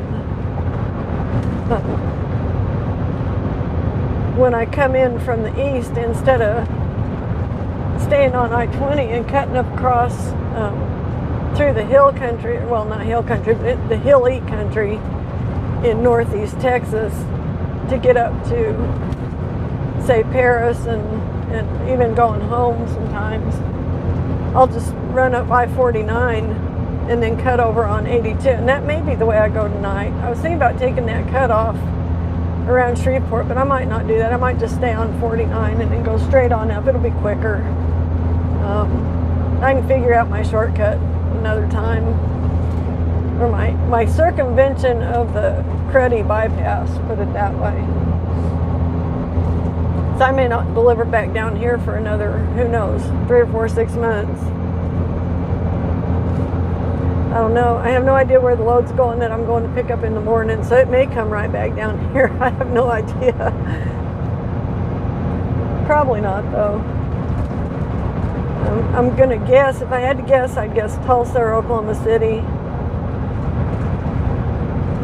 Maybe Dallas. I don't know. Find out, though, I guess. Unless things change between now and the time I go to pick it up in the morning.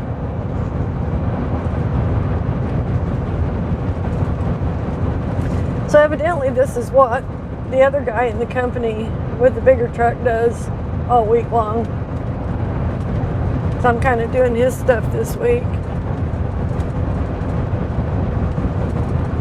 I wonder if he gets tired of strapping down loads. I bet he does.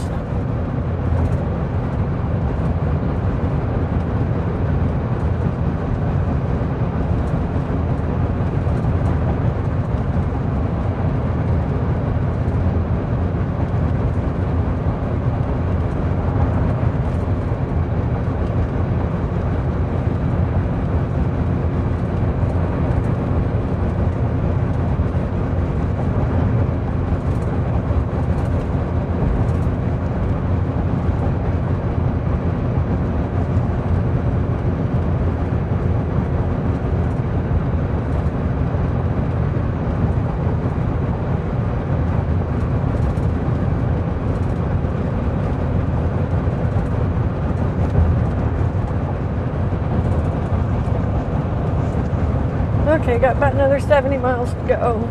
Just under 70. Got a strap getting floppy looking back there. It's that same one that was giving me trouble before. Probably have to stop and tighten it up here in a bit.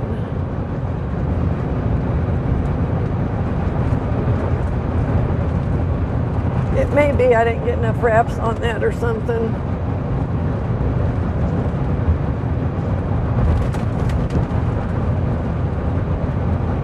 No, that side of the load's just loosening up again, that whole side. I don't know what that's about, but it's annoying.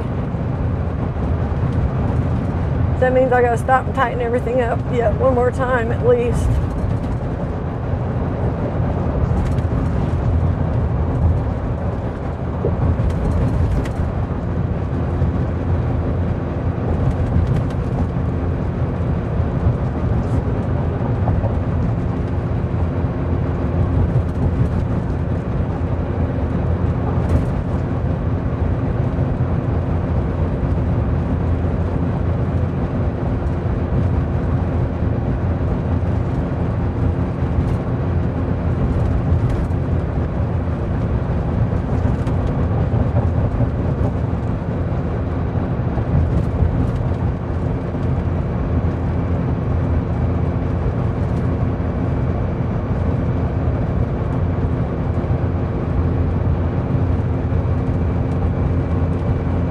So I think what I'll do is get up here past these exits, and the next overpass I come to, I'll just stop down under the overpass, get out and tighten those up.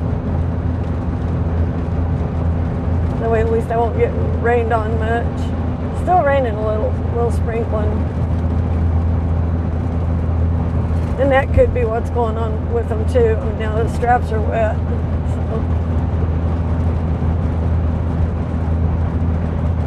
That's a similar setup to what I used to run as a hot shot, those two trucks right there, except I had a 40-foot trailer.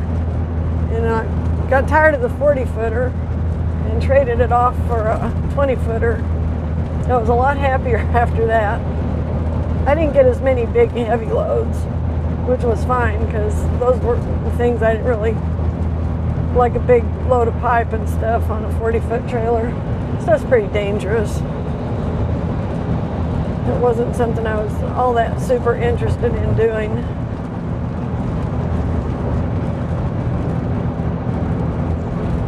Now I'm going to get jammed up here now. I got a truck blocking me in on the left side, and I got a truck coming up on the right side.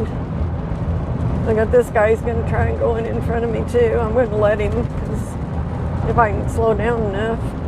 He could give crap less that I'm back here. He's not even looking. All he knows he wants in that fast lane. He wants there now, so tells everybody behind him.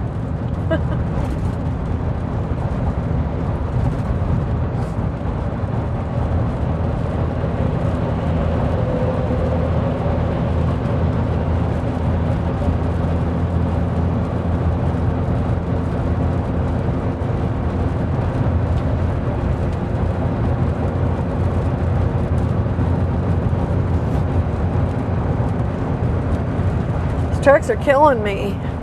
I'd like to run a little faster, but I can't outrun them with this load on. Now we're on a steep hill, so they're getting over in front of me. Now I gotta slow down some more to accommodate them. Oh well, such is the life.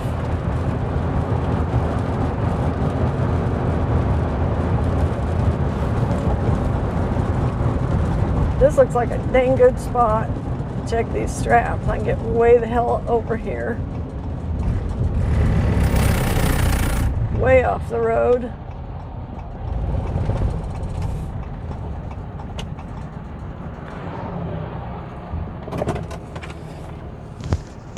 Okay, so I'm going to go out and check these.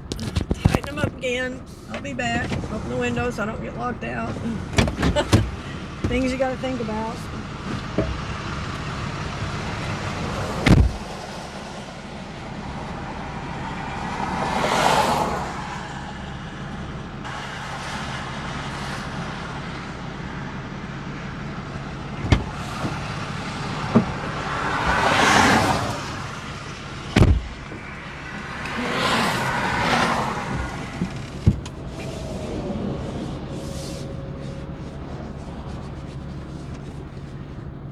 Door. Got a little bit of rain in here. It's not raining hard right now, but it's still raining some.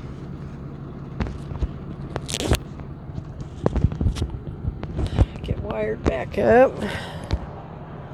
So what I figured out is that I've got a strap in the middle that's not wanting to be real tight. It's in between clicks, so I can't make it any tighter without using the cheater on it. But also, if I get it tighter, then my back straps are going to have to be readjusted again, and I just tightened them up as much as I could. So I really don't want to mess with that one in the middle too much. It won't look so loose if the ones on the back corner loosen up again. So it's just one, they're just a half a click difference. That's giving me hell. So nothing's actually loose. It's just, it's not as tight as the other ones. They're wiggling around a lot. They're just going to wiggle. So as long as they're just wiggling and not loose, then I'm okay. Sometimes you just have them like that. You cannot get them to sit still. Or they'll sit still and then you'll hit a certain, I don't know if it's a harmonic or something, but you hit certain bumps in the road and then they want to wiggle. Not sure. But they're holding sufficiently, so there's nothing unsafe going on, put it that way.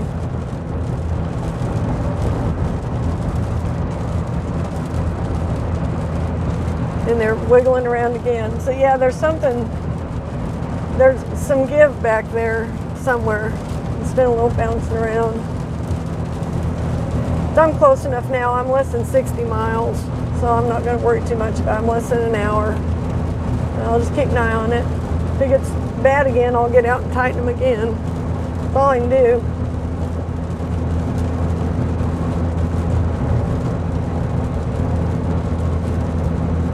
But I would venture a guess it's got something to do with the bumpiness of the road and the distance between my trailer tires and the truck tires. Something's going on there as far as creating that movement. You know, when I was in school, I didn't take anything like physics or anything like that. That was something that mostly guys took back in the dark ages when I was a kid.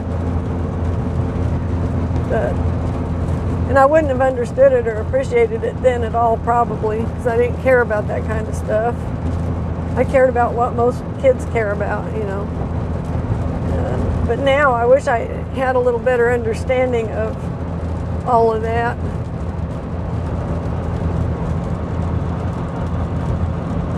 That might answer some of my questions about things.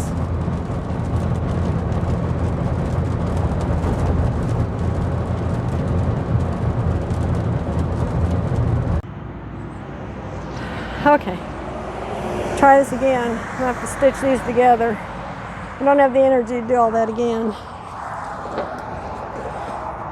So basically what I'm doing is rolling up straps. It's hot, it is muggy, humid. While I'm rolling them up, I'm kind of looking them over, seeing if they're still fit to use. These straps last a long time if you take care of them. Some of these I have are, 12 years old. But they've been kept dry and out of the sun for the most part. When I do get them wet, today they got wet, but they've dried out pretty well. So I'm going to go ahead and roll them. I need them again in the morning. So I finally got my marching orders for tomorrow.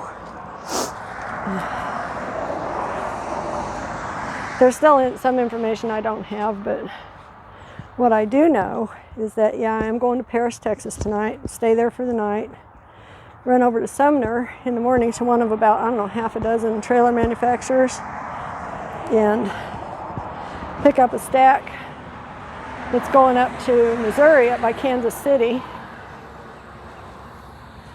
And then when I drop that off, I'm going to get on I-70 and go clear the hell across Missouri to the other side of the state. And pick up another stack of trailers and bring that stack of trailers down to Dallas, Texas.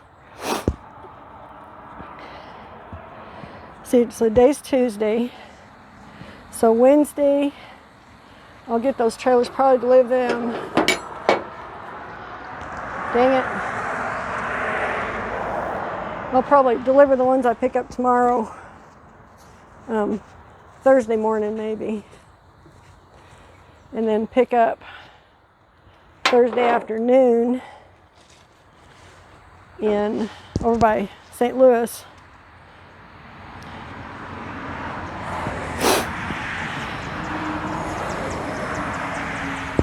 And then whatever drive time I got left Thursday, and then I'll have to drive all day Friday and deliver these down in Dallas. If I have the time to do it, I don't know, we'll see. I'm going to actually try and get going tomorrow and not waste any time, so maybe, well, I don't know. So that's the problem when you're delivering to stores. they have hours. You can't deliver after hours. And you can't get there any earlier than what they open. Doesn't do you any good. So I may be foobarred on this as far as timing, because I'm picking up and delivering to stores after I go to this one factory. So I'm going to kind of be at their mercy. And the store that I'm delivering to doesn't even open till 9 in the morning. But if I can get close to there and then deliver at 9, be done by 10. I don't know if I can get to the other store before they close or not. It's going to be tight. I guess if I can't, I'll just stay overnight somewhere along the way and then pick them up Friday morning. Then I'm going to probably be sitting under the damn load all weekend, which I don't want to do, because the Big Tex in Dallas probably isn't open on Saturdays. I don't know that for sure. I'll have to check and see. If they're open Saturday, I can go ahead and take them in. If they're not, I'm going to be sitting under the load all weekend, which really kind of screws me as far as my next week plan. So I'm supposed to leave Monday for Pennsylvania.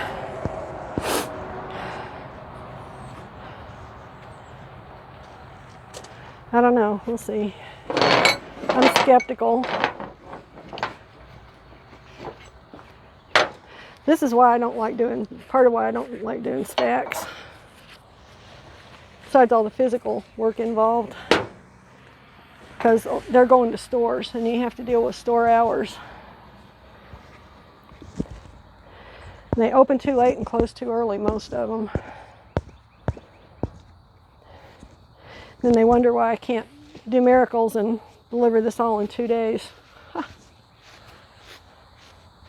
I could explain it, but probably be wasting my breath.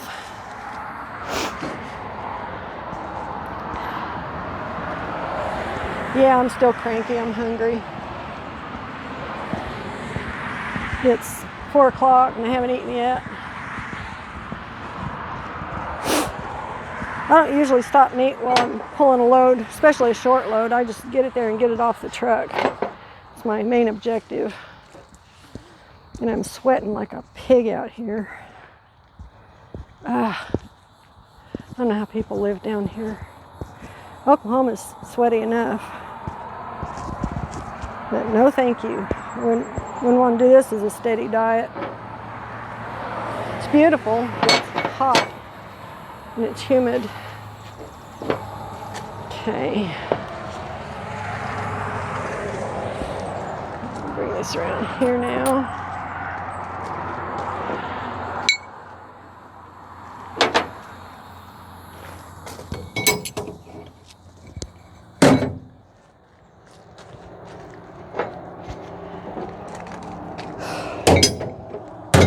Yeah, I'm tired.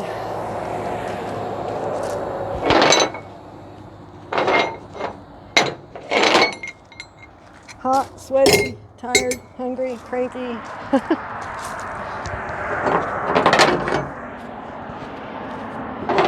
And I still gotta crank this trailer up higher.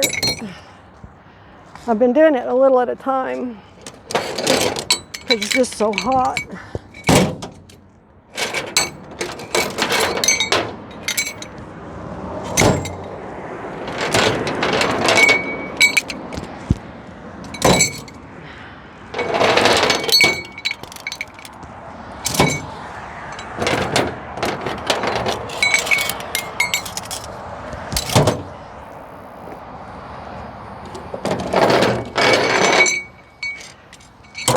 Okay.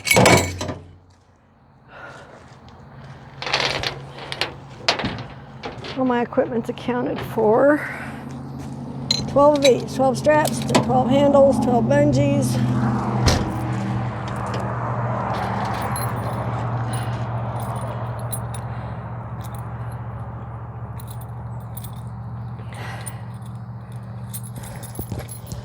I always lock my toolbox.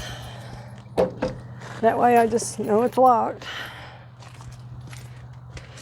Okay. I'm going to take this off. if I can get it off. In fact, I'm just going to quit here and I'll start up when I get going.